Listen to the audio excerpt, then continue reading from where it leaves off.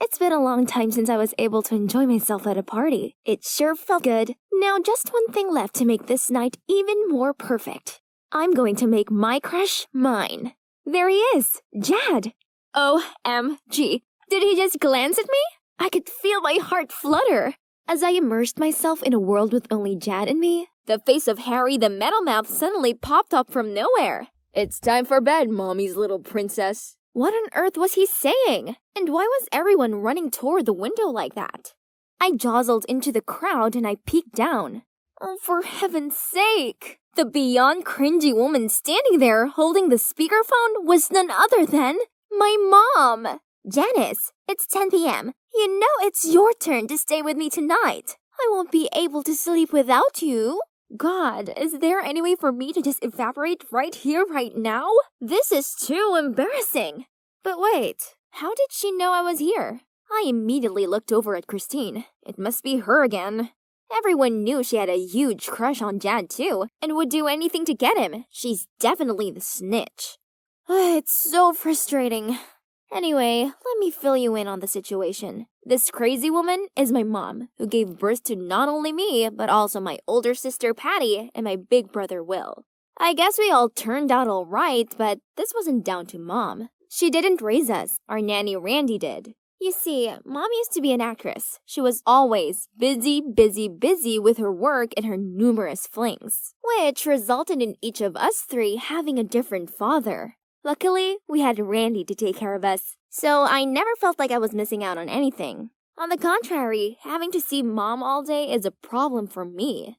A month ago, Mom suddenly decided to retire and move in with me and my siblings. And who knew that an out-of-date star could be such a childish, clingy nightmare? Ugh! She didn't like being alone, so she insisted Patty and I had to take turns sleeping next to her. Then she forced us to accompany her to the mall and be her luggage gophers and talk to her while she went for the zillionth beauty treatment of the week.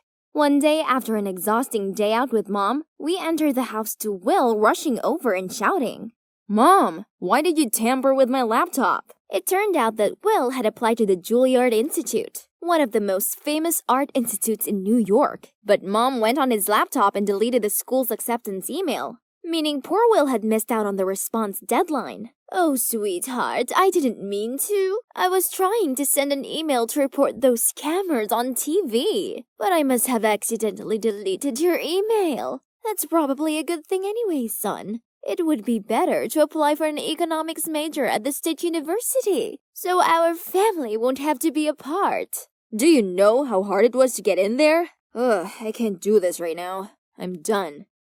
Dinner with Mom tonight was super awkward. It was just me and her, as Will was simmering in his room, and Patty, well, I don't know where she was. Afterward, I passed by her room and overheard a whimpering sound.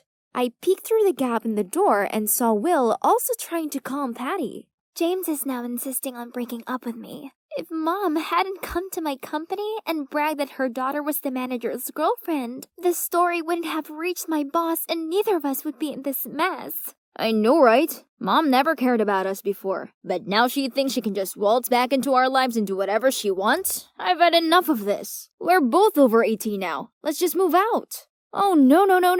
No! Look at their determined eyes. I couldn't let this happen.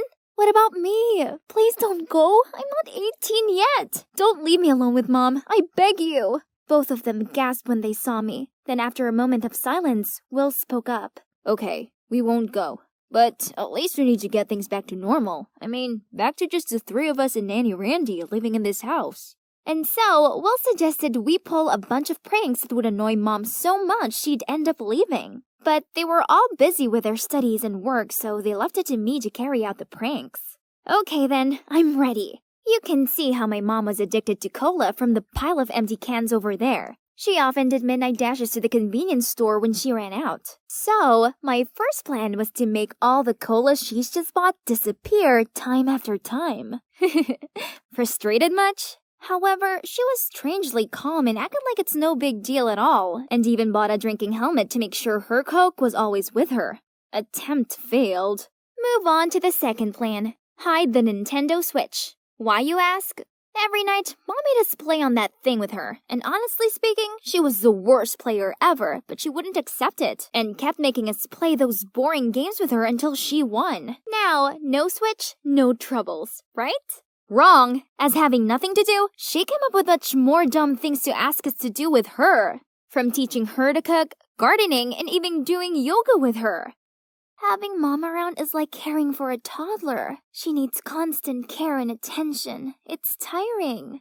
I can't bear it anymore. You clearly didn't carry out the tricks properly. You're making the situation even worse, don't you see? Looks like we'll have to get the job done ourselves. Oh yeah? Fine. You guys do better then. And so they carried on by using Mom's ultimate fear of spiders. She's terrified of them. Even the teeny tiny ones were enough to cause her to climb onto a chair in fright until one of us removed it. So, Patty asked me to buy fake spiders online. Then she hid them all over our house. But this time, without panicking, she even picked it up and tossed it in our direction, which freaked us out instead. So, Will decided it was his turn to take some action. He planned that one evening I would distract Randy, and in the meantime, Will would throw a feast at home, then swiftly drag all his friends out, leaving a huge mess for Mom. Despite never lifting a finger on cleaning, Mom is actually a clean person, so it would definitely drive her crazy. But nope, once again, it didn't go as planned when Will and Patty came home to find Randy there, helping Mom clean up the whole mess. Of course, I was the one who got the blame. Again.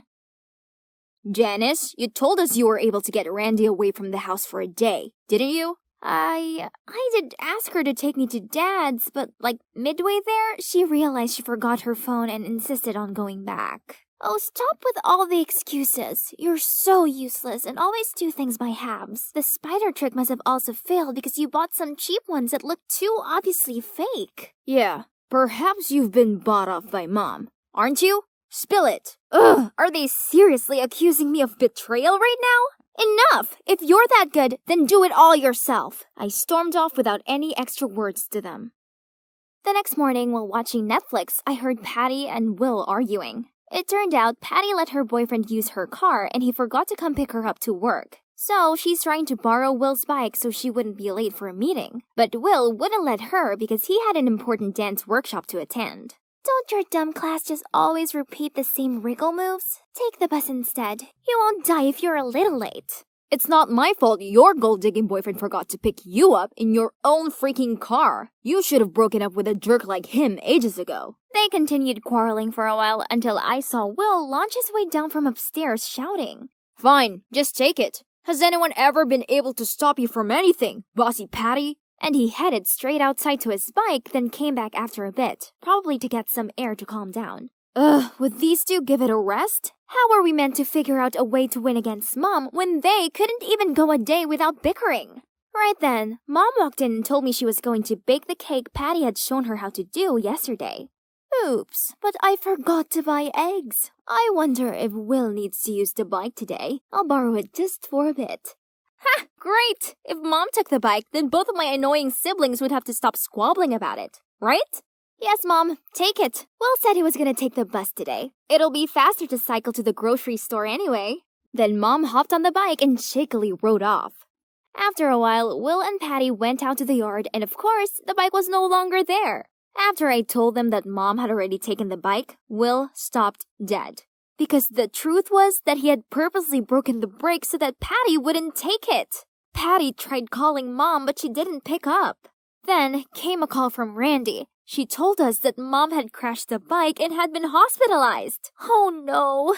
We rushed there immediately, and fortunately, apart from a ligament sprain, she's fine. It could have been much worse, but that meant she had to wear a bandage for a whole month to stabilize her leg. Ugh, this was all our fault, so now we had no choice but to whimper to Mom's every demand. Mom insisted I spoon-feed her all of her meals. When I mentioned that there was nothing wrong with her hands, she told me that the trauma to her leg had affected her entire body. She made Patty light loads of candles, play soothing melodies, and rearrange her bedroom furniture so she had a relaxing space to heal. And she got Will to download her old movies for her and feed her popcorn while she watched them on repeat.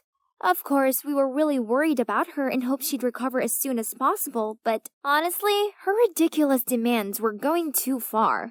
Then, one day, she insisted we go to a picnic, as sitting inside all day was making her depressed. So, we did exactly just that. Then, while we were walking on a slope, I dropped my bag and bent down to pick it up. Oops, I forgot to lock the wheelchair's wheels. I gasped as I saw Mom whiz down the hill. But immediately, she hopped out of the chair and landed on her feet perfectly fine. Will and Patty stared in confusion at Mom's cascade-like performance. What about me?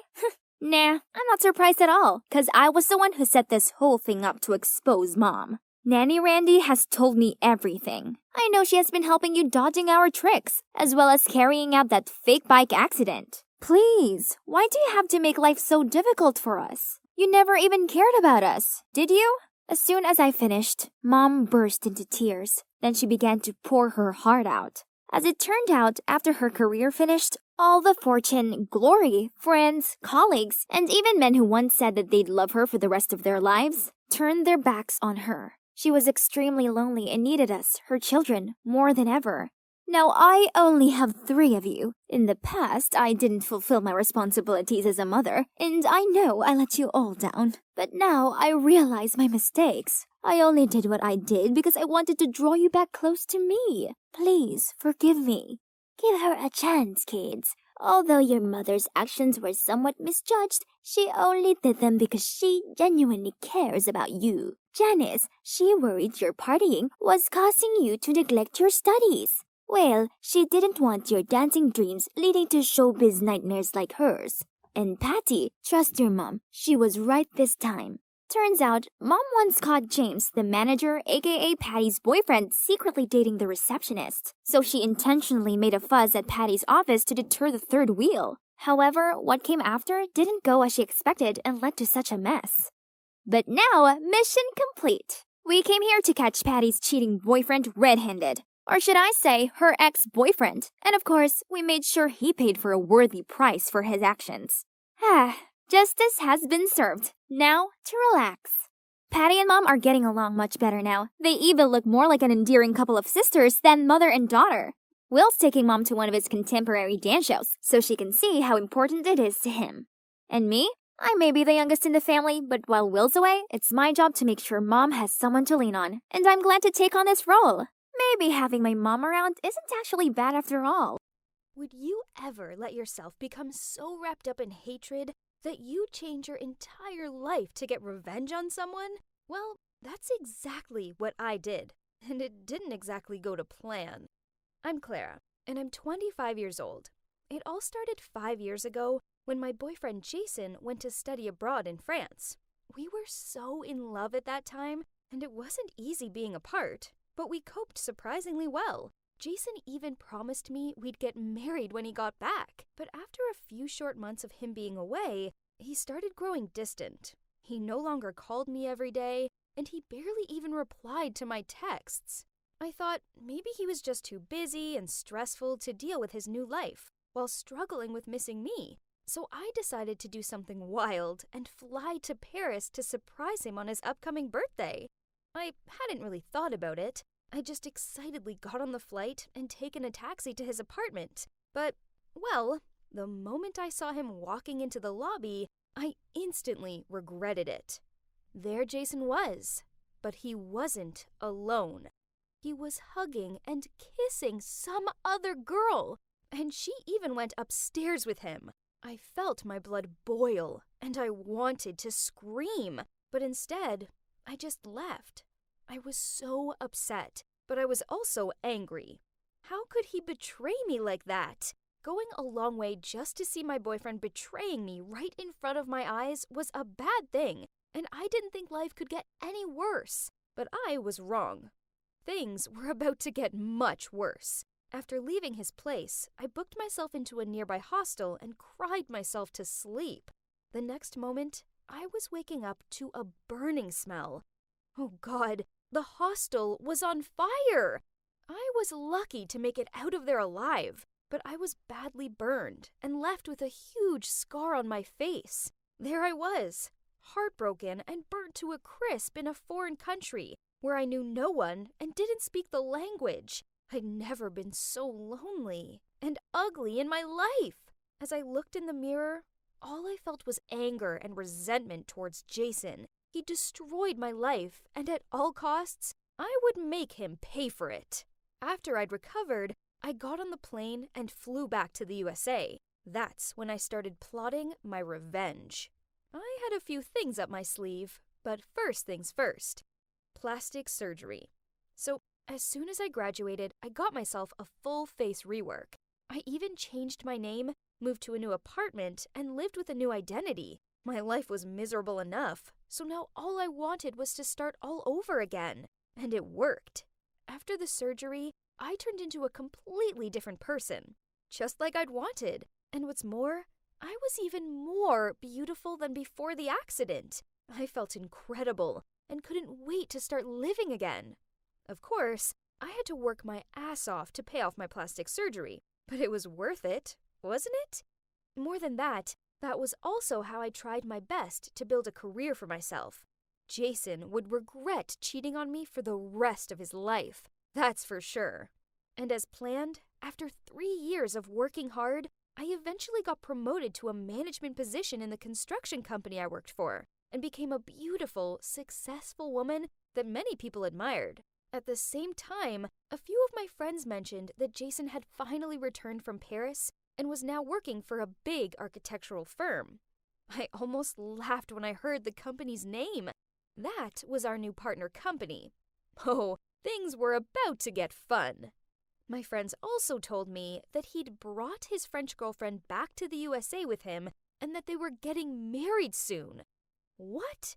He was about to get married? They seemed so happy together, huh? No wonder that for all these years, he hadn't tried to contact me once. After I caught him cheating, I just disappeared.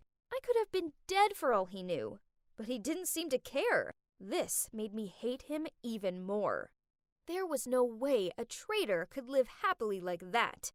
I couldn't wait any longer. It was time to put my plan into action. So I told my boss I'd work on the project with Jason's firm. At least this way, I'd have an excuse to approach him. At that first meeting, I made sure I looked as beautiful as possible and waited with bated breath. Of course, Jason didn't recognize me. And well, would you believe it? He kept looking at me and flirting with me. I found it hilarious and so kept flirting back. And eventually he got the hint and asked me out. What a jerk!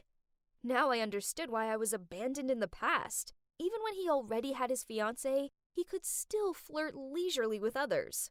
His poor fiancée! I kept playing along, and even made plans to befriend his fiancée, Valerie.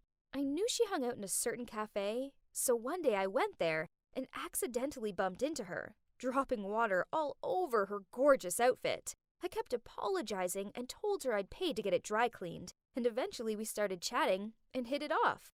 We exchanged numbers, and I asked if she'd like to go shopping sometime, which she agreed to. This was way too easy. A few days later, we went shopping, and it didn't take long before she started confiding in me about how lonely she was, and that other than her boyfriend, she didn't know anyone here. I smiled sweetly and told her I'd happily be her best friend. At the same time, Jason and I were dating. I pretended to fall for him, even though inside I was furious at him. I even told him I'd share some confidential work documents with him if he pampered me and treated me like a princess. He seemed totally in love with me and spent all his spare time taking me out to dinner and buying me expensive gifts. It seemed like he was no longer interested in Valerie. Obviously, Valerie came to me and told me that she was very sad because the wedding was coming soon, but her fiancé was just cold and acting weird. On the one hand, I comforted and encouraged her, but on the other hand, I seduced Jason and took most of his money. He'd even put my name on the house contract, so technically, I owned his place.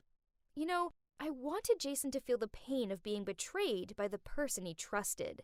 Then one day, Valerie called me in tears and said she suspected her boyfriend was seeing someone else. I asked her what her boyfriend's name was and where he worked, and said she didn't need to worry. I'd help her find out. A few days later, I sent Valerie a few photos of him cheating with me, but obviously I hid my face. However, it was just enough evidence to make her suffer. Then I told Valerie that it looked like her boyfriend was working with this other girl on a project, and that Valerie could get her revenge by destroying the project. That way, he wouldn't be able to work with this other girl anymore. Valerie totally fell for it. It was insane.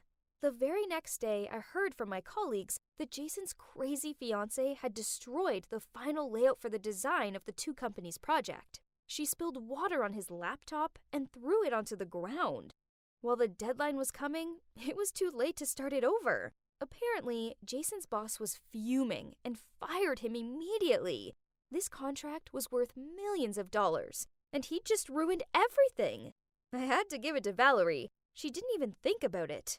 That's how dumb she was. Served Jason right. Finally, karma had come and bitten him in the ass. That evening, I went over to their house. Jason now has no job, no money, and he was about to lose his fiancée and his house, too. I knocked on the door, and when Valerie opened it, she was shocked to see me, but not as shocked as she was about to become. Jason saw me and looked like he was going to pass out. "Surprise!" I said. "Hi, Jason." At this, Valerie looked confused and said, "Wait, do you two know each other?" I just laughed and said, "We sure do, Valerie. In fact, I'm the other woman who he is cheating on you with. And that's not all. I'm actually Jason's ex." Then I turned to Jason. "That's right, Jason. It's me, Clara. Valerie, when he came to Paris, he was dating me, and then he cheated on me with you, so I've been getting my sweet revenge." Both of them looked completely stunned, and instead of shouting at me, they started fighting with each other. Valerie was screaming. "How could you?" Jason shouted back. "You're crazy! If you hadn't ruined my laptop, things wouldn't have been like this." "Oh, really? If you hadn't cheated on me, I wouldn't have done that," Valerie said, while bursting out crying. Pretty soon, she found out that the house belonged to me now, and all of his money, and that's when all hell broke loose. I just stood there, admiring how great my revenge had played out. Eventually, they broke up with each other, and I decided to kick them out of the house. So my cherished revenge plan for the past few years has been successful. However, there was just one problem. The price I paid for it wasn't small. When I showed up at work the next day, everyone was whispering about me, saying the project I'd been working on had been a complete failure, and that it was all because I seduced the guy from our partner firm, even when he was about to marry his fiancée. It was a disaster. My reputation was ruined. I couldn't handle everyone being against me, so I resigned. I decided to spend some time at home for a while, trying to clear my head. I didn't get it. I'd spent years plotting my revenge, and now that it had finally been a success, why did I feel so bad? I'd been so caught up in ruining Jason's life. I hadn't thought how it would affect my life, too. I'd been delusional. Above all, the joy and satiety of watching the two of them move out of the house was just temporary, and what remained after that was just a feeling of emptiness. What had I been doing? I was just ruining people's lives, especially with Valerie. She was so innocent in all of this. How could I have been so cruel? Then one day, as I was walking down the street, I saw her at the bus stop, and she looked so sad and thin, and it tormented me. That poor girl didn't deserve this. I couldn't just stand there and do nothing. I had to apologize, so I raced across the street. But by the time I got there, the bus had come, and she had gone. I decided to call her instead. I asked if we could talk, and at first, she refused. But once I said sorry and told her how terrible I felt about everything, she agreed to meet me.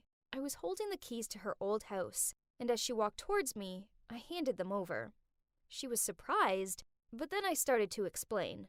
"Valerie, I'm so sorry. I didn't want to hurt you. It's just that Jason broke my heart, and for years all I thought about was destroying his life the way he destroyed mine.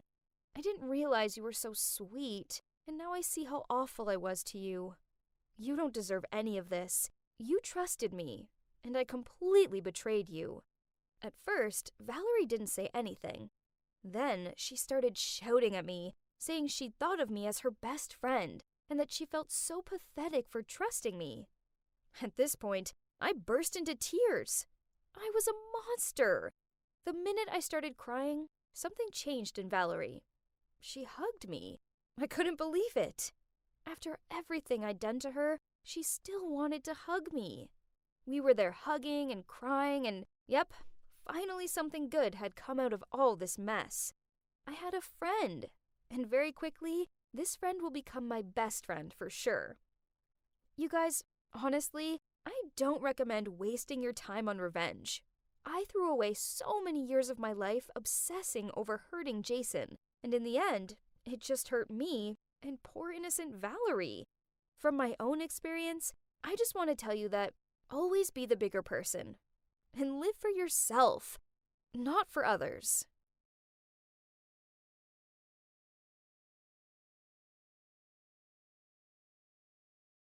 Hi, it's Amelia again. In the second part of my story, Jude started working in the restaurant, and at first, it was a total disaster. He made a mess everywhere he set foot in. He was driving me totally crazy. But then things started to change. Turns out, he was a pretty talented chef that could help me with housework. And at work, he was becoming quite popular. One day, he got a date with a pretty girl, which annoyed me so much. But then I found him in the park playing with stray cats instead of going on that date. Honestly, that made me feel so happy. Has he really changed? To find out, let's see what happened next. At the restaurant, there was a new waiter called Oliver, who was a year younger than me. Our manager asked me to look after him and show him the ropes. To be honest, I was really impressed with Oliver, as he was such a sweet guy and a fast learner too. Pretty soon, we became closer, and he was like my little brother. Jude, however, did not like him one bit. He was always shouting at Oliver, and even complained that he was careless and clumsy. Talk about the pot calling the kettle black. We all knew that Jude was the clumsiest guy in the world. Anyway, Jude's birthday was coming up, and I wanted to buy him a new shirt, seeing as he mainly was wearing old clothes from the donation center. I wanted it to be a surprise, so I asked Oliver to come shopping with me, as Jude and Oliver were pretty much the same size. After buying a beautiful sweatshirt for Jude, Oliver took me home, and as we approached my house, I spotted Jude pacing up and down outside. Was he waiting for someone? When he saw that it was Oliver who gave me a ride, he looked angry and stormed into the house. I quickly said bye to Oliver and ran in, and I couldn't believe what I was seeing. The table was set with a whole bunch of delicious-looking dishes, and there were even candles and flowers. I was so confused. Had he invited a girl over for a date? How dare he?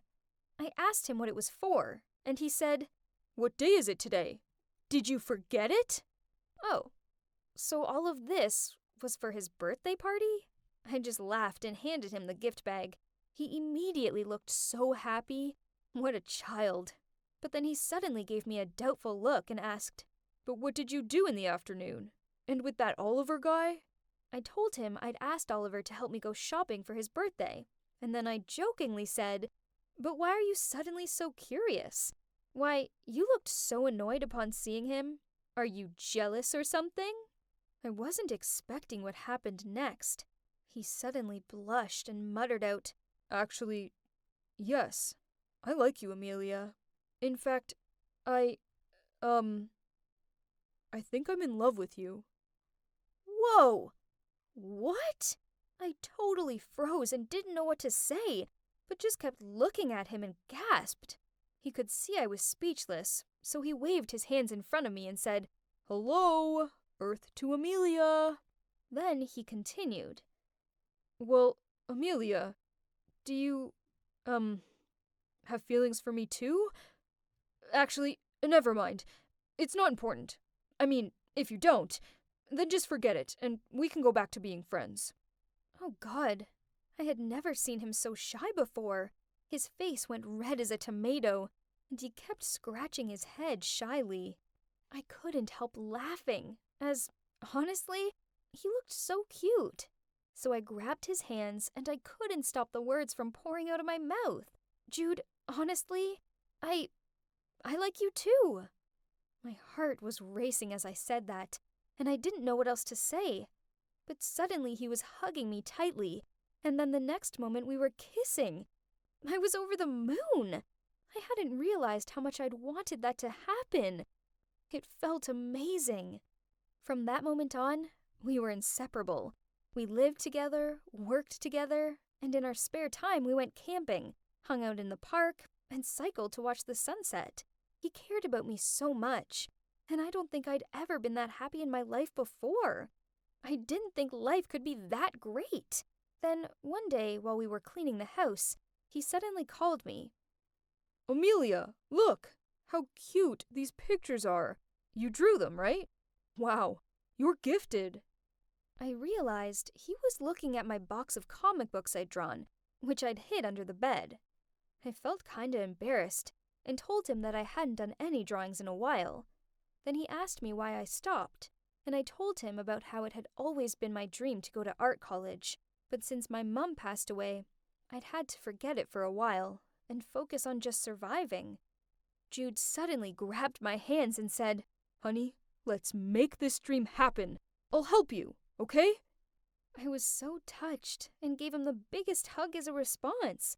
Jude was my everything, and best of all, he always supported me. And now, he encouraged me to follow my dream too. Time went on, and everything was going amazingly, until one day, when everything changed. Jude and I were out walking when a luxury black car stopped next to us. A random guy appeared and told us to get in the car. I freaked out and grabbed Jude's arm. What was happening?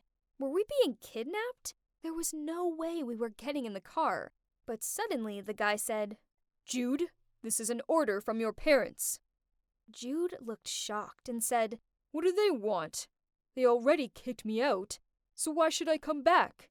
They want to show me how happy they are without me or something? But still, Jude climbed in the car, and I had no choice but to follow him. On the way, there were so many questions running through my head, but I just kept quiet. A short while later, we stopped in front of a mansion. This must have been Jude's house. Whoa, I knew he came from a rich family, but not to this extent. Jude held my hand and led me inside, where a couple, probably his parents, was sitting and waiting for us. Jude immediately shouted at them, saying, What do you want? I moved out just like you wanted, so why can't you leave me alone? I had never seen Jude so angry before. It actually scared me. His parents looked calm, though, and they just sat there smiling, and then his mom asked him to calm down and take a seat. The next moment, a maid appeared and brought us some water, but she accidentally spilled some, and she looked mortified. She kept apologizing and wiping it up, but Jude took the tissue and started cleaning it for her. Then he politely said to her that he would come help her make the pot of tea. Jude's parents looked shocked, but somewhat content, and asked Jude to stay as they had something important to tell him. They couldn't stop grinning. It was so weird. Then they told us their news, which shocked me to my core. Jude actually was their biological son. They'd lied to him because he'd had such a bad attitude, and they just wanted to teach him a lesson and force him to grow up a bit. They were sick of doing everything for him, and thought maybe moving out for a while would inspire him to become independent and realize the true value of family and money. What? I couldn't believe what I had heard. They kicked him out to help him grow up? That almost sounded like nonsense, but I guess it had worked, right? He had changed. But how could they come up with such a crazy plan? Of course, Jude wasn't okay with this. In fact, he was furious. What did you say? He screamed. Am I a joke to you or something? His mom tried to calm him down and said, Jude, honey, it was the only way. You were out of control, partying every night and spending all our money. We didn't know what else to do. We've been so worried about you, But son, we're so proud of you." Then his dad continued, "We've always been keeping an eye on you, son.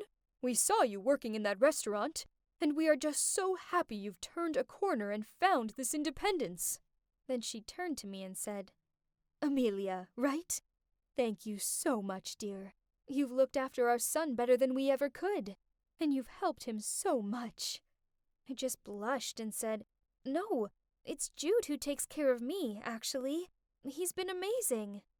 Jude was squeezing my hand tightly, and I could see how shocked he was. Over the past 6 months, he'd been on a complete roller coaster. From being abandoned by his parents to discovering that they'd lied to him just to teach him a lesson. I couldn't believe they'd done it. But to be honest, I was grateful. Otherwise, I wouldn't have met him, and he might still be out there dating gold diggers and partying his life away. So I turned to him and said, "Babe, I know it hurts right now, but your parents did what they thought was best for you. Plus, thanks to that, you were able to realize who your true friends were, right? The ones who don't take advantage of you because of your money." It took a few moments, but then he gave me a gentle smile, and it was like he finally understood everything. He looked at his parents and said, "You guys are crazy, but if you hadn't done something so ridiculous, I'd never have met Amelia. She's made me the man I am today. Without her, and without both of you, I'd never have changed. Gosh, I miss you both. Mom, Dad, thank you." At that, they all burst into tears and started hugging, and I just stood there, the tears pouring down my cheeks too. Watching them reunite like that was so touching, and it really made me miss my own mom. After that, we left, and as we were walking home in silence, Jude suddenly stopped and turned to me. "Amelia, thank you. Thank you for never giving up on me and for taking care of me. And now, it's my turn. I want you to go to art college and make your dreams a reality. Don't worry about money or anything. Just go make your mom and me proud."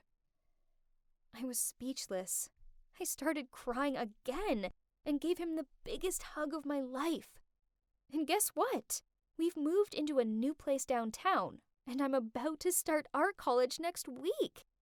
Jude is working in his dad's company, and I have a feeling we're going to get engaged soon. Don't tell Jude, but I found the ring box he hid in his wardrobe, though. But I'll surely say yes, and then we can get married after I graduate. It has been a crazy journey, but I wouldn't want it to be any other way. I'm so excited for what's to come. Wish me luck!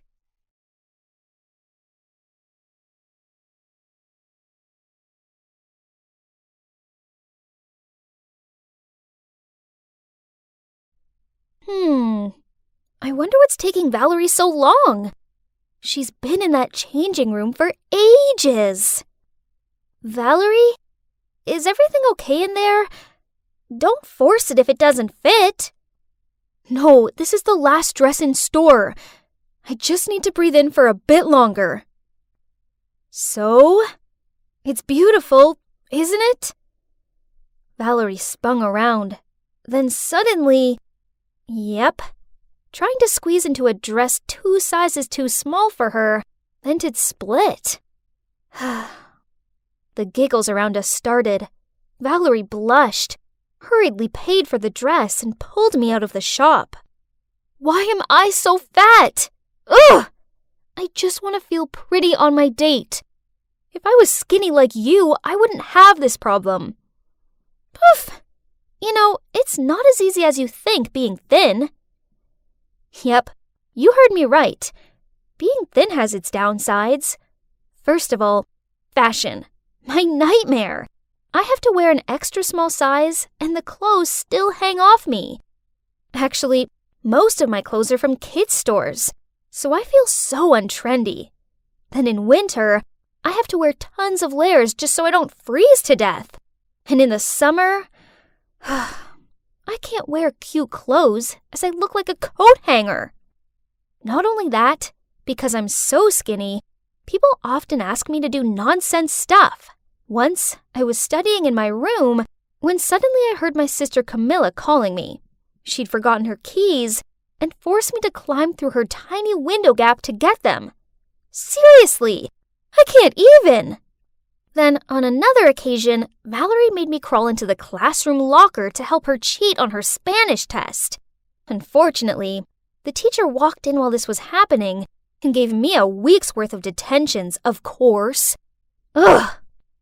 Oh my god, No Way Home is so good. I literally can't think of one bad thing to say about it. Yep, the part near the end. Ah! Yep, guess what? I'd managed to trap my foot in a manhole. Man, what rotten luck. I tried pulling my leg free, but it was no use. It wouldn't budge. There I was, freaking out that I'd be stuck here forever, and all my friends could do was huddle together and ask me questions like, Madeline, how on earth did you get your foot in such a small slot? Wow, that's unbelievable. Even Jaden, my bookworm friend, took out a ruler from his backpack and started measuring how wide the slot was. Grr. My dear friends, I'm being stuck down here. Stop gawping and help me. Finally, they tried helping me out, but in the end, we had to call the rescue squad. By this point, a massive crowd had gathered around me, and strangers were filming me. When I was finally free, everyone looked at me and held back their laughter. Even Parker, my crush, was smiling. Geez, this was beyond embarrassing. But a hot guy like Parker would never notice a moving skeleton like me anyway. Don't think like that, Maddie. You're so pretty. Show me some confidence, would you? Valerie said as she nudged my arm. I put the book down and glared at her, and suddenly noticed Parker walking towards our table, smiling. And yep, he said he wanted to sit with us. Even though I was cheering inside of my head, I still had to act composed. And oh my god, can you believe he even said I was cute? After that day, Valerie kept on encouraging me, saying he had definitely given me a green light. So finally, I gathered my courage to write down all my feelings for Parker on a note and clipped it to his notebook. At the end of class that day, he came to my desk and took my hand. Yay! Everything was fine, great even, until one day when the two of us were taking a romantic walk past the Swan Lake, Parker suddenly turned to me and said, You're so beautiful, Maddie. And if you just put on a few more pounds, I swear you'll be the hottest girl at school. Yes, I know, but it's hard for me to gain weight. No big deal. Just leave it to me. I'll fatten you up. I thought Parker was just joking, but it turns out he was being deadly serious. Since that day, every time we went on a date, instead of taking me to the bowling alley and movies as usual, Parker would take me out to eat. I swear, I've tried all the restaurants in our town. More surprisingly, on my birthday, Parker even gave me a bouquet of fried chicken. How romantic! But this didn't change anything, as my weight still stayed the same. Parker was disappointed when he peered over me and saw the scales hadn't budged. Then he sighed out. How come you and Valerie are friends, but look totally opposite? Here comes our adorable, chubby Valerie. What? Parker called Valerie adorable again. This wasn't the first time either. Annoyed, I put down my fork and walked away from them. After that, I started avoiding Valerie. I did homework with other friends, sat with other girls at lunch, and every time I happened to see Valerie, I turned around and walked away. Honestly, I didn't want it to be this way, but just seeing her made me uncomfortable. But I couldn't bear to see my boyfriend call my BFF cute, while he thought I was too skinny. Then summer break finally rolled around.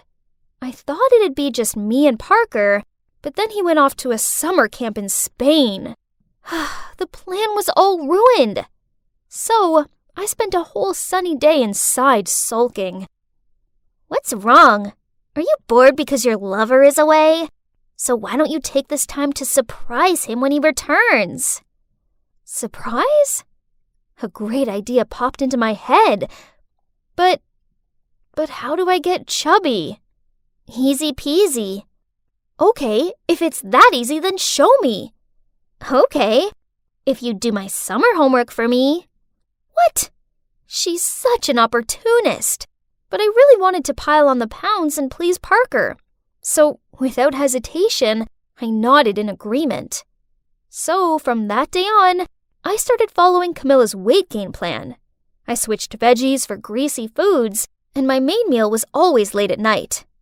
I also changed water for milkshakes, but I did have to stop drinking them when the smell of milk alone made me feel sick. Seeing me eating crazy like that, my parents worriedly said, Madeline, eating healthily is important, else your health will be affected. But I ignored their advice. This time, I definitely had to gain weight. Finally, after a month of trying, I gained some weight. Yay! I looked a lot more attractive now, didn't I? I was studying myself in the mirror when I heard my phone beep. It was Parker. He was coming over tomorrow with a present for me. The next day, I put on this hot dress that I'd never felt confident enough to wear before, and I asked Camilla to help me do my makeup. As soon as I finished, I eagerly waited for Parker in the living room. The doorbell rang. I excitedly opened the door, but as soon as he saw me, Parker quickly said, Oh, sorry, I have the wrong house. Then he started to leave. Huh? He didn't recognize me? This will be fun. No, honey, you're not mistaken. It's me, your destiny. Madeline? Is that really you? Oh my, how on earth can you be this big? We've only been apart for a month.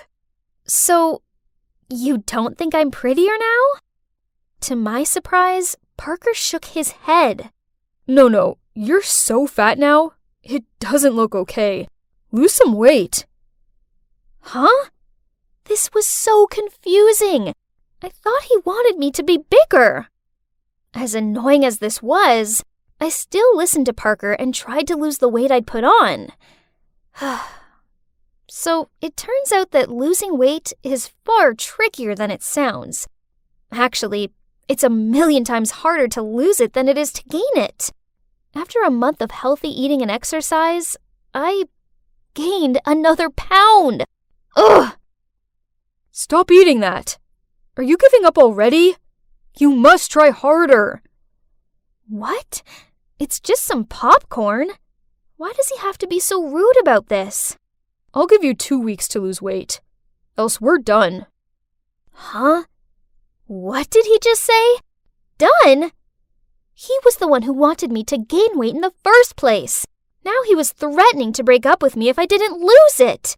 How ridiculous. You know what? I don't need 2 weeks. Let's end it right now. It's clear you never loved me at all. You only like my appearance. If you truly cared about me, you wouldn't care what size I was. Then I walked off. Ugh, how could I have been so stupid? For the entirety of my relationship with that jerk Parker, I was blindly following him. I only cared about pleasing him, and it cost me so many things, including my best friend. I needed to apologize to her right away. I nervously knocked on the door, then waited. Finally, Valerie opened it, but on seeing me, she went to shut it. I'm so sorry. Just let me explain, please. Valerie, I'm so sorry. It was all because I was afraid Parker would leave me for you.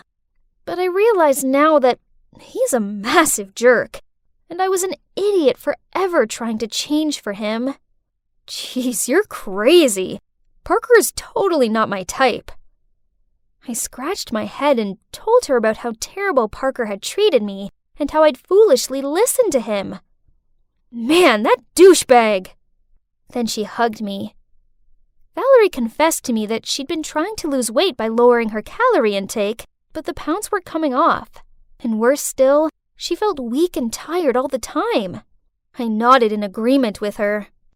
So, from then on, Valerie and I made a promise to love ourselves, regardless of what size we were, and to never let anyone try and change us. And look, that's Walker and Joel, our awesome boyfriends who love us just the way we are. And you know what? It feels so good not caring what other people think. So, don't ever let idiots put you down. 'Cause when you allow yourself to just be you, then you can finally realize just how beautiful you truly are. So, here I am, practicing this tricky pose. I must not fall over. Rosie, straighten your back. Hang in there. You've got this. That's Bradley, my yoga instructor. Can you see that? There are more than a dozen people in this class, yet he only seems to encourage me. Did this mean he liked me? I didn't need to look in a mirror to know my cheeks were lobster red right now. I'm Rosie, by the way, 18 years old. I'm still single. Not to brag, but I know I'm kind of pretty, friendly, and fun to be around. So it's easy to tell that many guys are into me. But why do none of them ever dare to confess their feelings to me? What were they so afraid of? Take Bradley, for instance. He clearly liked me, but was too shy to admit it. It was so obvious as he kept deterring past my mat just so he could check out my position. Even my best friend Joseph noticed that, as every time Bradley approached, Joseph would have this cheeky smirk on and send me signals with his eyes. I already told him not to do that. After class, Joseph kept teasing me about it. He told me Bradley definitely had feelings for me and just needed one more push for leverage. Although I reluctantly told him to stop, he insisted on being the wingman by texting Bradley about me. Bradley, why don't you ask Rosie out? You two look really cute together. Come on, you know that wouldn't work. Huh? Why not? Because, Joseph, it's you I'm crazy about. I was not okay. What was the problem with all the men around me? Why didn't they like me? I couldn't go on like this. I must have a boyfriend, and I was dead serious about it. So after researching online, I found a dating coach to save me from my tragic single situation. So Martin, my coach, is super handsome, has a six-pack, and his business is a big hit. He's helped hundreds of sad single people find love. Flashy enough to trust, isn't it? Still, I was quite nervous when I met him. You know, the feeling that a therapist would judge you before treating you. But actually, he was reassuring, very open, and didn't ask too many questions. Let's just be open about this, all right? Manipulating someone into dating you is not the foundation to a healthy relationship. But don't worry, as I have the secret. Day 1, and according to Martin, I needed to learn how to approach new people. I'm pretty shy, so taking the initiative was hard for me, but Martin taught me a trick. When I see a cute guy, I need to approach him within 3 seconds.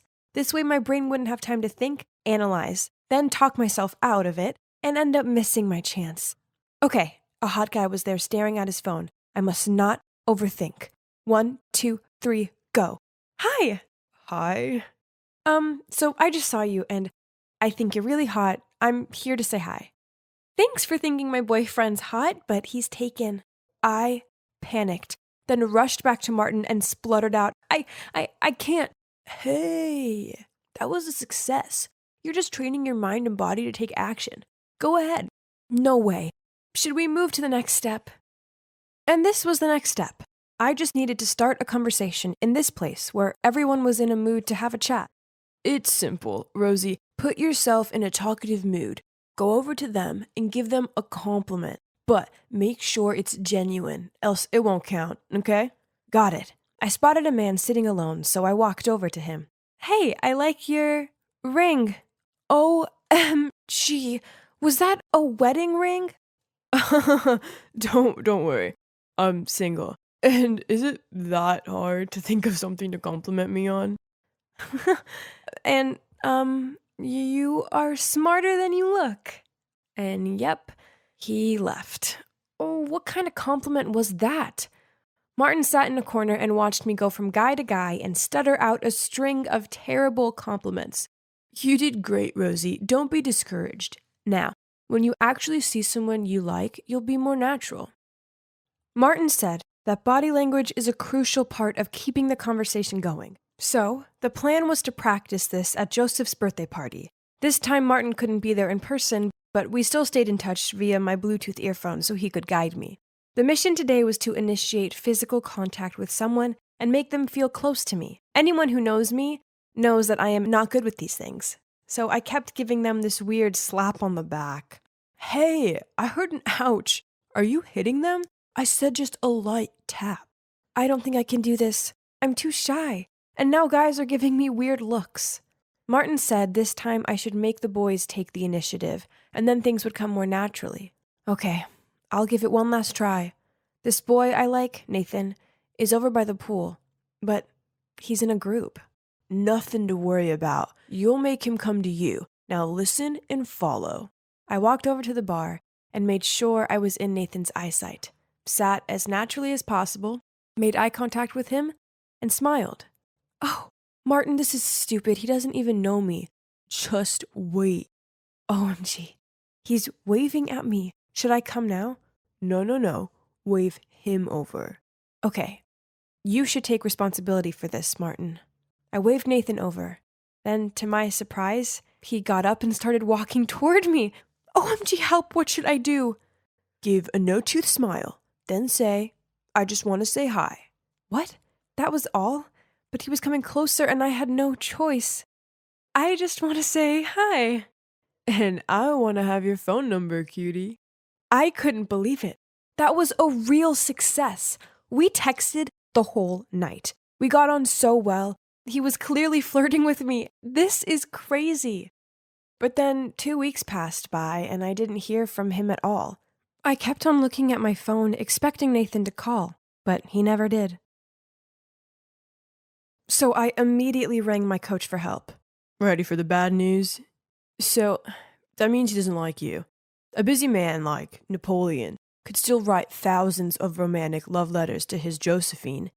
If he was into you, he'd always find a way. And I also think he doesn't seem like a good type to date. What? Nathan is such a sweet guy. Maybe he's just super busy? But then Christmas came and I couldn't wait any longer.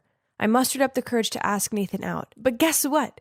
He invited me to his house to enjoy Christmas with his family instead. Oh, wow. He wanted to introduce me to his family. This was massive. It meant he really took our relationship seriously, didn't he? But when we got to Nathan's place, to my surprise, it was just a small apartment and definitely not big enough for a whole family. Seeing my confused look, Nathan said his family must have changed their plans and went out, which was for the better as the two of us would have more time together. Suddenly, I saw a shadow of a girl in a red dress in his bedroom. Then Nathan immediately pulled me away and said, that's my maid. How annoying. So, do you want to go to the hotel so we can have more time alone? Really? Did he think I was born yesterday? I refused immediately, and Nathan began to change his attitude. Okay, but I can't drive you home. I have something urgent. But don't worry, I'll take you to the nearby bus stop. I have never felt so stupid. Martin was right. Nathan wasn't serious about me. He just wanted to use me. But what went wrong? I did everything I could, but I kept failing again and again. No one liked me. I called Martin in tears, and he ended up driving there to pick me up right on Christmas Eve. I felt like the most tragic person ever. Martin was so patient. He turned the radio on so loud and didn't say anything until I finished crying and calmed down. Misread the signals again, huh? How could I have known? Well, I'm not saying this to make money off you, but looking at the current situation, I think you need to hire me for longer than you think. My love life may have sucked, but at least I had Martin. Here's my hope. He was the best coach ever, as he didn't mind answering my questions, and he always picked up the phone whether it was office hours or midnight. Then one night I was out with my friends. I drank a few too many wines and phoned Martin up and slurred out a load of drunken nonsense. He immediately came to pick me up and drove me home, saying that he needed to make sure I got home safely. He was such a sweet guy. I felt something, but then reassured myself that he was just being nice.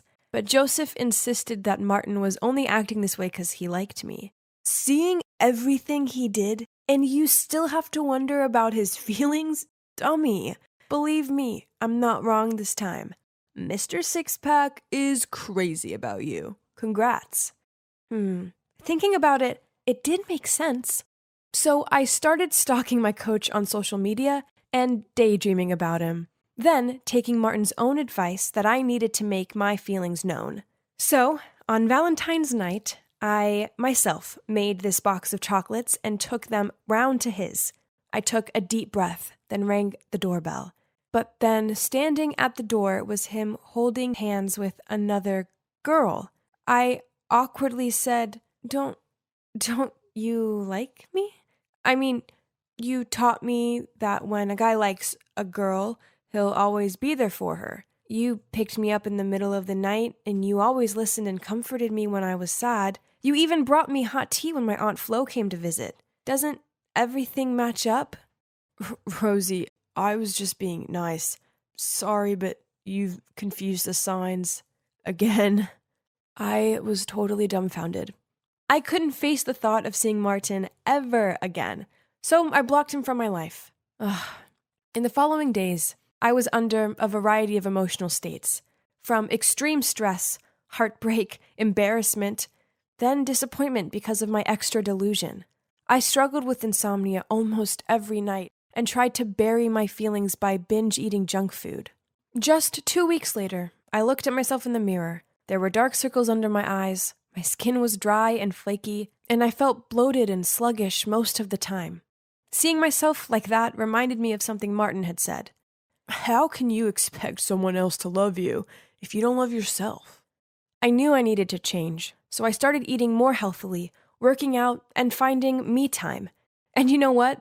It worked. Now I can finally say that I see my own worth, and I'll never allow a man to treat me badly ever again. And if that means I stay single for a while, then that's the way it'll be. I guess I kinda owe Martin a lot. I mean, he did teach me loads. And now, even though I'm still single, I'm enjoying it. There are way more important things than having a boyfriend, right? But wait, was this barista winking at me? OMG, there's a post-it with his number on my coffee cup. What should I do? Hey, dating a coffee guy is risky business. Why, coach? Imagine one day your relationship turns bad and you desire a cup of coffee to ease your heart out, but you also have to see him here. Awkward, huh? Indeed a pro. But so why are you making this awkward convo? Rosie, I may be a love coach, but even I get it wrong sometimes. When it comes to my heart, all theories are nonsense. Please, you show me how to love naturally. Well, as you can see, I'm dating my dating coach. But now, our love doesn't apply to any cliches. Instead, we just do us, and we're both happier than ever. If you're in a dating slump, then don't worry. Just let love happen when it happens, and follow. Is it usual for you to sit on strangers the first time you meet them? This jerk! I'll show him that he's messing with the wrong girl. It's fine. Please don't hit him. Don't worry. And this is for mugging a kid. No, you got it wrong. He just saved me from those muggers, and he was just teaching me how to fight back at them. Oh my, I thought it was just because the boy's bag was on the ground and that guy was holding his arm like he was about to hit him. I awkwardly stood up, literally screamed out to apologize, then ran straight home. So, as you can see, my home's a little different from the usual. My parents run a nursing home, so I grew up surrounded by the elderly. You were so embarrassed that you left him laying there and ran away? The first time I met my husband, I also knocked him over with my Dolio Chagi. Perhaps this boy is your destiny. Poof! No way, Mrs. Jones. Suddenly, my dad huffed past us. Oh no, I know that look. Something was bad. Lately, our finances haven't been so good. I went after him to check he was okay and found him talking to a man in the yard. On seeing me, the strange man waved me over. Do you know this person? Huh? That was the guy I almost punched earlier. That's right. The person you almost knocked out is my son. I saw everything, so I followed you here. He's got in with a bad crowd and lost focus on his studies. I want you to steer him in the right direction. I don't want to be a babysitter. I'm sorry. It's too bad about this nursing retreat, isn't it? Seems like it'll have to close soon. Although, if swayed, I don't mind being a major sponsor. This was insane. So, all I needed to do was keep an eye on his son, and all the nursing home's problems would be solved? Dad said I didn't have to do it if I didn't want to, but how could I say no? Okay, I'll do it. So, which school am I transferring to? Geez, everything here was so shiny. But if I had a choice, this would be the last school in town I ever wanted to attend. I entered the classroom and walked over to the only empty seat that happened to be at the back. I was about to sit down, then... Some dude pulled the chair aside and caused me to fall onto my butt. A hand appeared to pull me up, but as I went to grab it, it immediately drew back, leaving me sitting there embarrassed, while everyone's laughing at me. Oops, sorry. I guess I should only give a hand when asked, right? Ugh. It was Blake. I quickly regained my cool face, sat down, and put on my headphones, pretending like I didn't hear any of those comments from other students about my rustic look. This girl seems interesting. The usual. $1,000 if you can win her heart in a month. Deal? Blake glanced at me and sneered at the guy. Easy. Deal. So that's how it's gonna be, is it? Luckily, I hadn't turned my music on yet, hence why I heard the whole conversation. Let me help you get some extra pocket money then, Blake. And it didn't take him long to start implementing his plan. At lunchtime, he enthusiastically led me to the canteen, guided me to get food, and even asked the lunch lady to get me an extra portion of yogurt. Nice try. I was trying to enjoy my lunch when a shrill voice sounded out. Get up and get me some food. I want a cupcake just like yours. Now! Jeez, why did some girls think it was okay to treat guys like this? Frustrated, I went over there, picked up the cake from that boy's tray, and shoved it into her mouth. There, happy now? Poor thing, your arms must be so broken that you can't get food yourself. Let me feed you then. You're welcome. Are you crazy? You're dead meat today. She raised her hand about to slap me, but I quickly dodged, causing her to fall to the ground. As for me, I calmly sat down next to the boy and had my lunch. Sorry for wasting the cake. You can have my yogurt if you want. He's Kai, my first friend at this new school. He's witty, smart, and has a seriously impressive academic record. He was actually here on scholarship, which explained why he didn't quite fit in, just like me. I noticed how Blake seemed rather annoyed and kept staring at me. I bet he was just fed up with being teased by his friends, since I just totally ignored him. Oh, but he didn't give up that easily. The next morning, he showed up at mine to pick me up, but I'd rather run 2 laps around the schoolyard for being late than share a ride with you. Then at school, he tripped me up and then reached out his hand pretending to help. But between you and the floor, I picked the floor. He even waited for me at the school gates with a huge bouquet of roses, but I just took one look at them, then started coughing. Are you allergic to flowers? Nope. I'm allergic to immature and boring people, like you. Then I walked off. Ugh, as if every girl was gonna fall for these lame tricks. This carried on for the next few weeks, but then one time, he approached me in the library while I was studying with Kai and handed me a necklace. I looked at it, then passed it back to him and turned to talk to Kai. Seriously? You're turning me down for this nerd? Kai's smart, gallant, and sophisticated. Unlike you, all you are is a troublemaker. Are you looking down on me? Oh, finally. I was wondering how much longer would it take for you to figure that out. Not to mention, you've not helped once with the English Lit essay.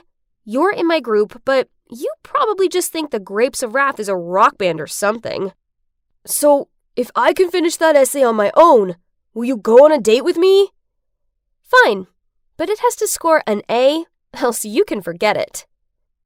And my trick worked. Blake actually completed the essay on his own. He's smart, but he's neglectful of his studies, and it's made him make mistakes. On being handed back the essay, Blake's face fell. He got a B, and even though he knew it was over, he still stayed in class to reread the teacher's comments. It seemed like this was the first time he actually put in the effort to do something. What's wrong? Still in denial of your failure? Blake turned away without looking at me. The rich boy who lost the game for the first time looked so cute. So I put a gift with a message in it on Blake's desk. Needless to say, he was over the moon. In it was a set of clothes I'd bought for him, and an invitation to a bar at the weekend. Why, you wonder? Oh, you'll see.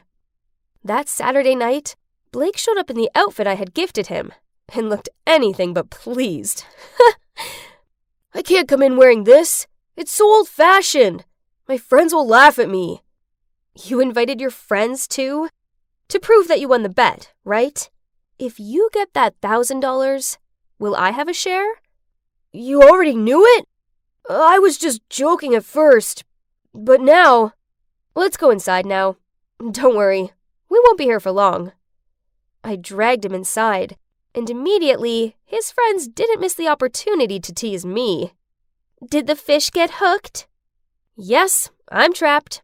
Quickly give him $1,000. His family is bankrupt and in dire need of money. Huh? What? You're lying. Look, he's wearing donated clothes. Even his branded clothes have been liquidated. I winked at Blake, and he immediately reacted. Lend me some money. I need a place to stay, a sports car, and pocket money too. At this point, his friends turned nasty and told him he no longer qualified to be in their group. You didn't have to do that. I already knew they only hung out with me for the money. But that's what people are just like. Why would he think that? He must have never been cared for and loved properly. Get rid of that face. This is a date after all. Let me make it up to you.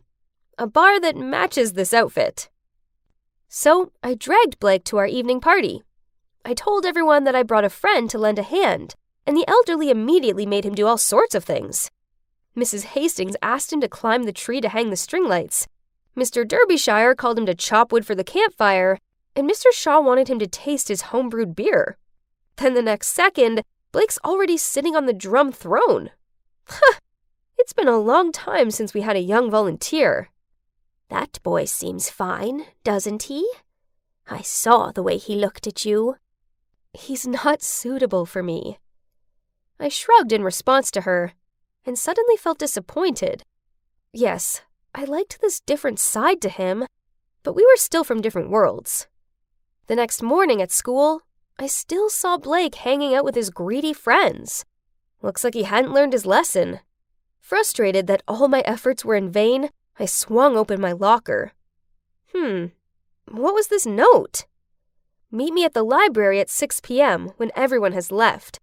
I have a surprise for you. B. I shouldn't be like this, right? Waiting for him at the library for hours until everyone left, nervous and excited. But as soon as the last person left, the lights suddenly went out, and the library door slammed shut. What's happening? Could it be that the note wasn't from Blake? I screamed out of fear. That's right. I may excel at martial arts, but I hate the dark. With a shaking hand, I dialed the phone to call Blake, and then slumped down in fear and sobbed. At that moment, the sound of the door unlocking startled me. As soon as the door opened, I quickly ran to hug Blake. Are you okay? I can't believe Chloe did this. I told you not to get near them. Huh? This wasn't Blake's voice. Freya, are you okay? Oh my god. It was Kai who opened the door to save me. But I thought that... I quickly let go of him, then ran away in embarrassment. That's strange. When I was in danger, the first person I thought of was Blake. Could it be that I really liked him? At that moment, the phone rang. It was my dad. Mrs. Jones had suffered a heart attack and needed surgery immediately. But the surgery cost was so much. Where could we get that money? Ah, yes. Blake's dad. So I called him. Hello, is this Mr. Morris? Blake stopped hanging out with his friends and did his homework. I really need the money now. Please, it's urgent. Are you bringing me out to trade with my dad?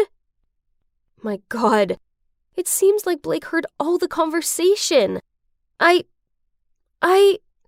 So, I'm just your money-making tool? And all this time you've trained me as your pet? It's not like that! We'll talk later. There's no time for your selfish thoughts right now. I gotta go! I ran like crazy to the hospital. My parents were desperate, and the money hadn't arrived yet. So I called Mr. Morris again. You said Blake had changed. If this is the case, then why did he just get fined for speeding and resisting police? Don't ever call me again. Don't worry, Freya. I'll sell the nursing home land to take care of Mrs. Jones. Everyone's agreed to move to the government nursing home. We sold our house, and now we live with Mrs. Jones in a new town. She's so much better now, but I do miss the other elderly people. Also, I miss Blake. I still keep in touch with Kai, and he told me that Blake has gone to some military school like his dad wanted. Well, that's unexpected from him. You should talk to that guy. Not about what you did, but confess your feelings to him. That will save you from regrets later. Then she patted me on the shoulder to comfort me. But I really don't have the courage to do it. I was feeling guilty. Mrs. Jones, you have a letter. Freya, look. It's the invitation to a nursing home concert. It's our concert, isn't it? Trembling, I took the invitation. What is this? I pushed Mrs. Jones's wheelchair to the door of the nursing home named Sunflower. When we walked in, we all burst into tears. Everyone was there. This is all Blake's doing. He's such a kind boy. He found us and built us a dream nursing home. You and Freya were the surprise gift we prepared for him, but as soon as he saw the two of you, he ran away. Hearing that, I rushed to the gate. A car passed me. My gut told me it was him. I ran after it and shouted in despair, Blake, wait! I like you! I really like you! But the car quickly went out of sight. I helplessly slumped down on the street, tears streaming down my face, and I still muttered, I really do like you. What are you saying? Say it louder. I turned around startled. It was Blake. He was in his military uniform and smiling at me fondly. Wow, this cake tastes like heaven. I reached out to grab another piece when I heard a growl behind me. I told you to be graceful, didn't I? Then Mom pulled me over to greet this smartly dressed couple. Ugh, again.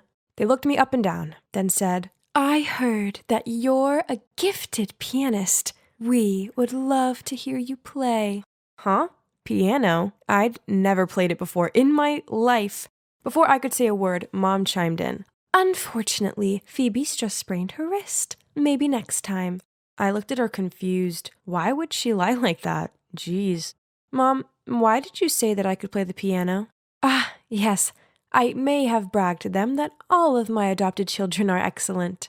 What can I say? All moms boasted about their kids, right? And yep, I'd grown up in an orphanage before Mom welcomed me into her family. This place is pretty grand, huh? I found it overwhelming at first, and ended up getting lost trying to find my room. Luckily, there are plenty of my adoptive sisters around to show me where to go. I do have 10 of them. Yep, you heard me right. 10. It was as if I had just moved from one orphanage to another, only no more orphaned. And we're all similar ages, which is unusual, as foster parents often prefer younger kids. They said us teenagers are rather stubborn. Not to mention how my adoptive dad is never around. Seriously, I couldn't even tell you what he looks like. So it's just us girls here. I got on best with Collins. She's a couple of years older than me, and we share the same bedroom. As much as I liked living with Mom and my sisters, Mom did make us all do strange things, such as wear cheesy clothes and walk in a straight line. Worse still, she forced me to learn the piano. Oh, I was not at all musical. I just made her right din. She also taught me how to eat properly, but it did kind of feel like a dog training session. I was only allowed to eat when she showed a signal, and by the time I could catch up with how to use the silverwares, the meal was already finished. Ugh. But I suppose that's how every mom teaches her daughter, right? And apparently, Mom didn't have the patience to coach me anymore, so she handed me over to Collins, her star daughter. We spent an hour every day talking together, or rather, she gave me pointers on how to talk correctly.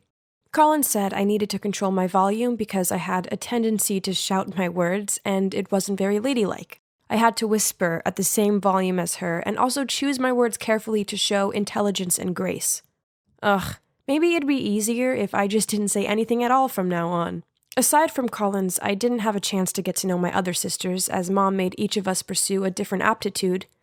Then we had to perform for her on our monthly assessment. Mom's overall very gentle and caring, but too strict when it comes to training. So we all have to spend a lot of time and effort in practice. One day I was trying to make sense of the music sheet when I heard Lexi complain, "Ugh, why does Mom force me on this mission impossible? So boring." What? At least ice skating is 1,000 times more fun than the piano. If only. An idea popped into my head. That night, I went to my mom and timidly said, "Mom, I want to switch from piano lessons to ice skating. I can exchange with Lexi. What? No. But why? Lexi doesn't even like ice skating. Well, it's because I can see potential in each one of you, so it's impossible to switch."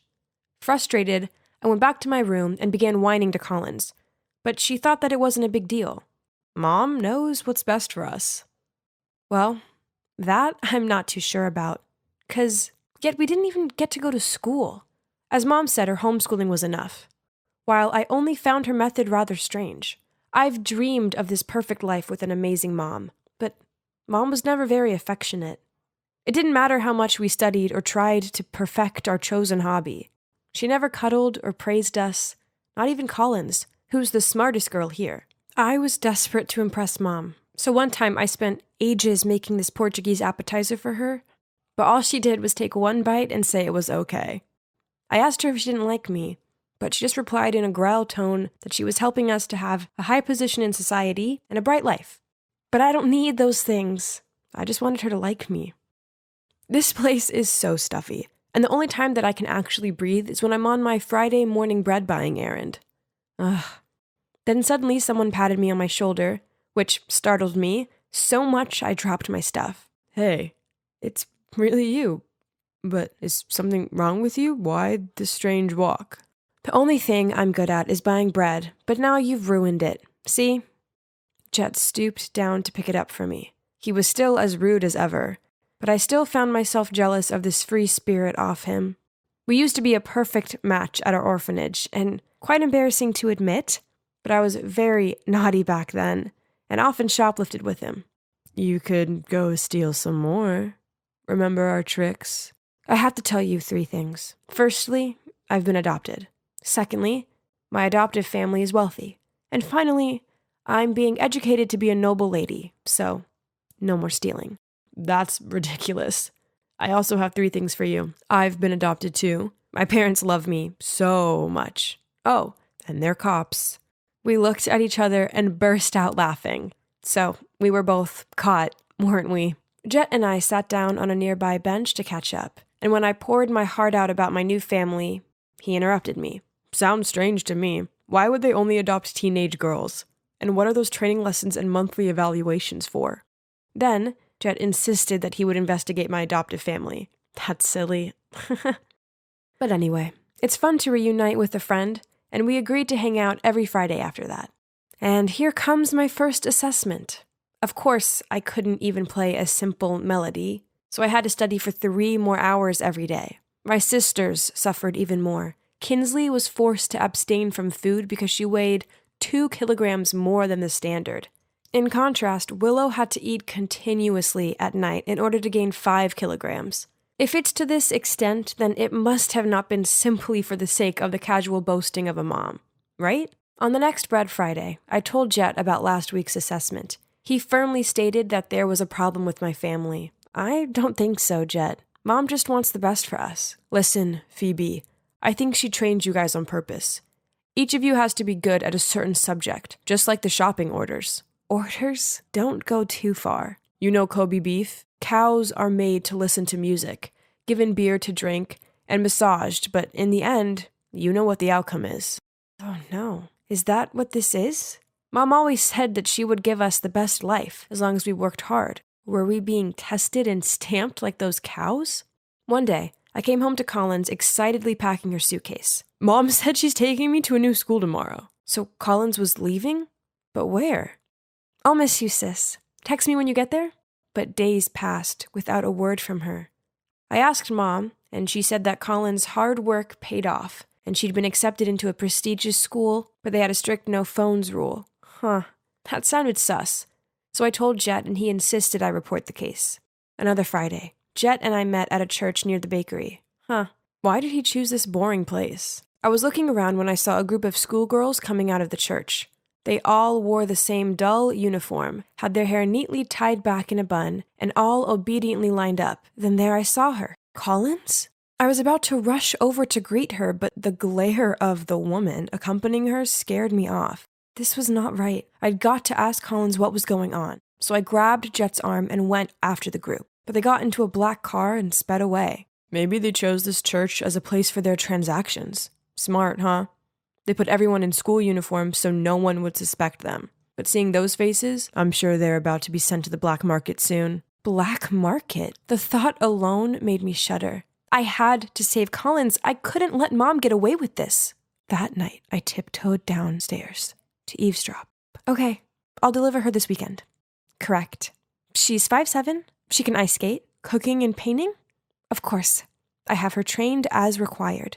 You won't be disappointed. So the deal goes as planned, okay? See you on Sunday. That's it. The next delivery was Lexi. I checked her room and saw her packing her stuff, a beam of innocent happiness on her face. I quickly texted Jet, and he immediately replied, "Just wait at home calmly. Don't act without thinking. I'll figure something out." That night, I couldn't sleep a wink. I was so terrified something terrible would happen to Lexi. So early the next morning, as soon as I saw Mom and Lexi getting in the car to leave, I snuck into the trunk, lay there without making any sound, and sent Jet the location. The car took a long time to stop. Had we finally arrived at the transaction location? When it seemed safe, I carefully climbed out and saw Mom talking to a fastidious-looking middle-aged woman. What did Mom say that made Lexi so panicked that she kept clutching Mom's hand? The woman handed Mom a rather thick envelope, then grabbed Lexi's hand and dragged her away. God, where was Jet? I couldn't just sit still like this and watch my sister being taken away. Let Lexi go! Now! Phoebe, what are you doing? Stop it. You're going to sell us, aren't you? I already know the truth. What on earth are you talking about, Phoebe? Furious, Mom pulled me away. Stop. Suddenly, 2 cops rushed in, ordering everyone to put their hands up. Behind them was Jet, still panting. Turns out they were Jet's adoptive parents. Help me! Mom's trying to sell me and my sister. Seeing that, the other woman quickly explained, No, there must be a misunderstanding here. I'm just helping Gianna's daughter to enroll at my school. Bewildered, my eyes darted from Mom to the other woman and then to Jet. In the principal's office, I told everyone why I thought my mom was a human trafficker. They all gasped in surprise. I made you practice that hard just because I want you to get in here, the most prestigious all-girls school, so that you can have a better life. I don't want to go to this school anymore, Mom. She told me all about the harsh rules. This place is terrifying. You can't force your kids to do that. You adopted them, so you have to make them feel safe and loved. Miss Gianna, this is a prestigious school, and it doesn't need your scandal. You led me to believe that your daughters were naturally gifted, which now transpires is all lies. I won't accept any child from your family from now on. No, they're my children. They deserve the best. Then she begged the principal to withdraw her decision, but she firmly shook her head. Suddenly, Mom shouted, Why? I just want them not to suffer like me, so what's wrong with that? Then Mom burst into tears. It turns out that in the past, Mom was in love with a politician. But He decided it would further his career if he chose to marry a graduate from this prestigious school instead. Mom loved him so much, she continued to be his mistress. But despite being fully provided for by him, Mom always felt that she was inferior to his official wife, especially when he proudly boasted about his smart wife and talented daughters.